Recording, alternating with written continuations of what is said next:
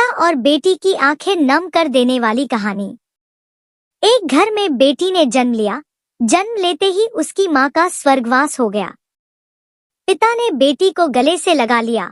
रिश्तेदारों ने बेटी को जन्म से ही ताने मारने शुरू कर दिए कि पैदा होते ही मां को खा गई मनहूस। मगर पिता ने अपनी बेटी को कुछ नहीं कहा। अपनी बेटी को बहुत ही लाड प्यार से पालने लगा। वो खेत में काम करता तो अपनी बेटी को भी अपने साथ ही ले जाता। वहां वो काम भी करता और भाग भाग कर अपनी बेटी को भी संभालता। रिश्तेदारों ने बहुत समझाया कि दूसरी शादी कर लो, मगर पिता ने किसी की भी नहीं सुनी और अपना पूरा ध्यान अपनी बेटी पर रखा। समय बीतता गया, बेटी बड़ी हुई, वो स्कूल गई और फिर कॉलेज। वो हर क्लास में फर्स्ट आती। पिता बहुत खुश होता और लोग बधाइयां देते। बेटी अपने पिता के साथ खेत में काम करवाती। फसल अच्छी होने लगी। जो रिश्तेदार उस बेटी को मनहूस कहते थे वो ये सब देखकर चिढ़ गए। बेटी पढ़ लिख कर पुलिस में एसपी बन गई।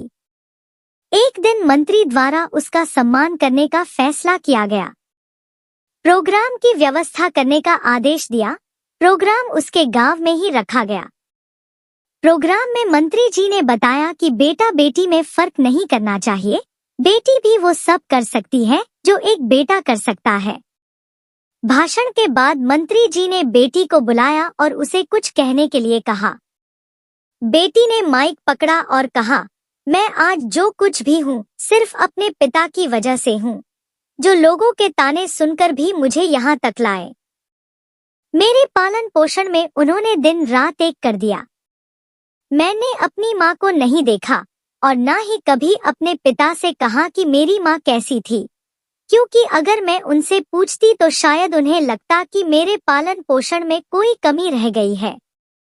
मेरे लिए मेरे पिता से बढ़कर कुछ भी नहीं। पिता सामने लोगों में बैठकर आंसू बहा रहा था और बेटी की भी बोलते बोलते आंखें भर आई। उसने मंत्री जी से पिता को स्टेज पर बुलाने की अनुमति ली। पिता स्टेज पर आया और बेटी को गले लगाकर बोला, रोती क्यों है बेटी? तू तो मेरी बहादुर बेटी है। तू कमजोर पड़ गई तो मेरा क्या होगा? मैं तो तुझे सारी उम्र हंसते हुए देखना चाहता हूँ। पिता और बेटी का प्यार देखकर सबकी आंखें नम हो गई। मंत्री जी ने बेटी को गोल्ड मेडल पहनाया और बेटी ने वो मेडल अपने पिता के गले में पहना दिया। ये देखकर मंत्री जी ने पूछा, ये क्या किया? बेटी बोली, मेडल को उसकी सही जगह पहुंचा दिया। इस मेडल के असली हकदार मेरे पिताजी है।